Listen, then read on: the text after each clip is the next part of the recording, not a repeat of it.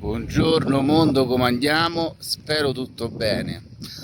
Ieri sera ho visto un bellissimo video sul canale di Geopop dove praticamente veniva affrontato il tema della questione della tecnica. Vi consiglio di andare a vedere alcuni video di Umberto Galimberti, che è un filosofo italiano, perché affrontava alcuni temi che secondo me sono dei temi che vanno un pochettino sviluppati, soprattutto perché il mondo ormai corre sempre più all'impazzata.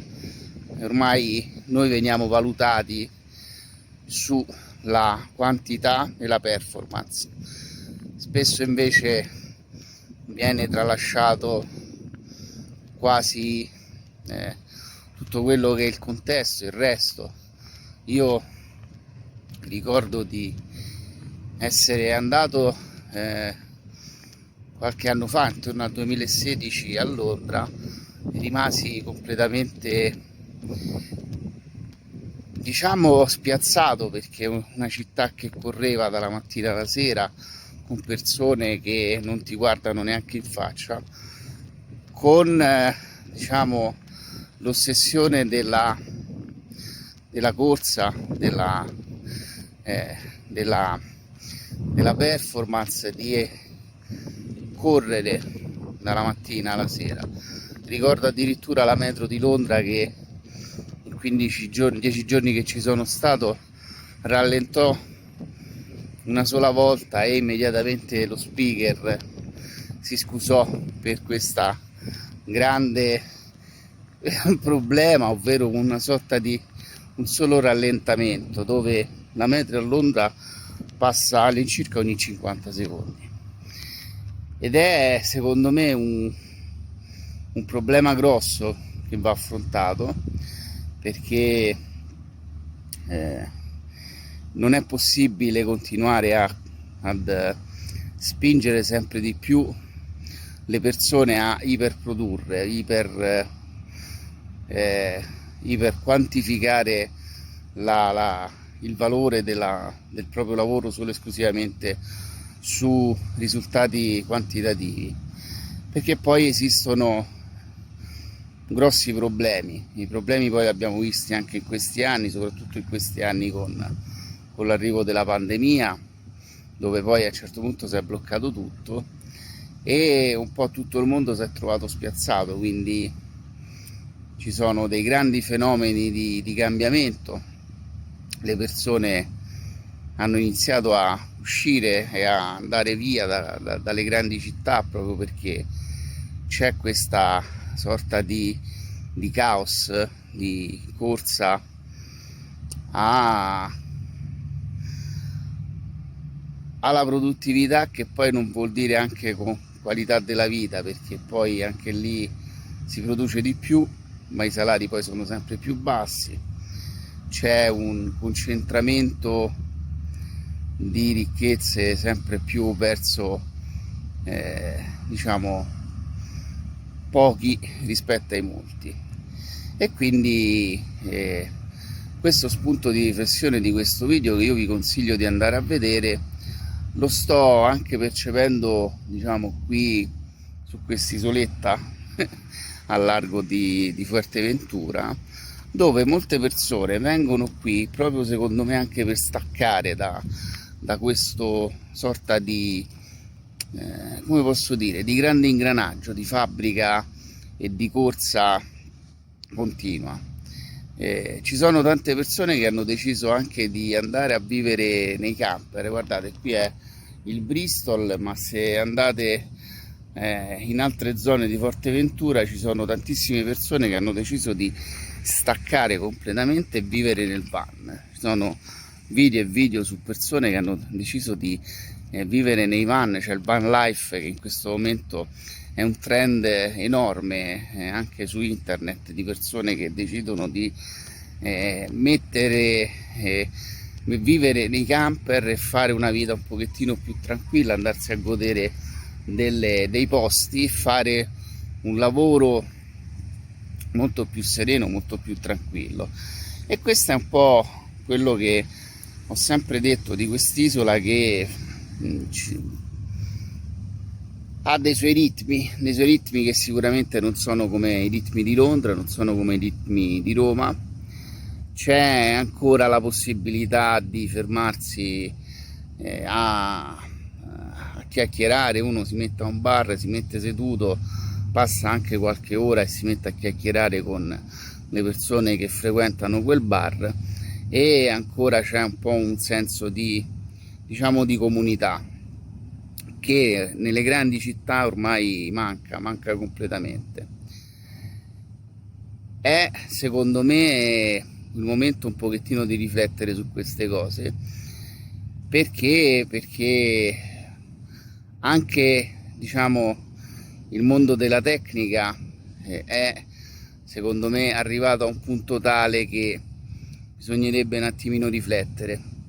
Tutta l'intelligenza artificiale, gli algoritmi, quello che sta succedendo, su come riescono ormai a, diciamo, analizzare il comportamento umano per fini che sono poi prettamente commerciali. Intanto mi fermo un attimo al ragionamento, perché vi faccio vedere l'alba, che voglio vedere se qualcuno di questi geni dell'intelligenza artificiale può, diciamo, quantificare nella sua bellezza. Guardate che spettacolo, ecco qua,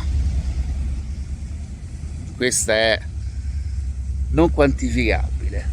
Probabilmente questa mia passeggiata mattutina è proprio per vedere queste albe che sono sempre differenti, sempre con colori completamente una differente dall'altra. Non è un ciclo produttivo dove la qualità del prodotto deve essere sempre lo stesso, ma anzi ci sono dei giorni che fa schifo, però è sempre unico, è sempre un giorno unico, un'alba unica che non si ripeterà mai più. E poi ci sono queste albe come oggi, dove il calima e la foschia stanno rendendo questi colori unici. Bellissimo. Stavo dicendo che gli algoritmi anche di internet, tutto quello che succede all'interno dei social, dove noi siamo completamente tracciati, ha come incidenza anche quello di modificare anche il comportamento delle persone, perché sempre di più gli impulsi, gli input vengono analizzati da questi algoritmi, da questi big data, per poi darci, come vi posso dire, modificare il nostro comportamento. Modificare il nostro comportamento che cosa vuol dire? Suggerire il prodotto che magari siamo andati a vedere qualche giorno prima su qualche e-commerce e poi ci viene sparato nei social per settimane.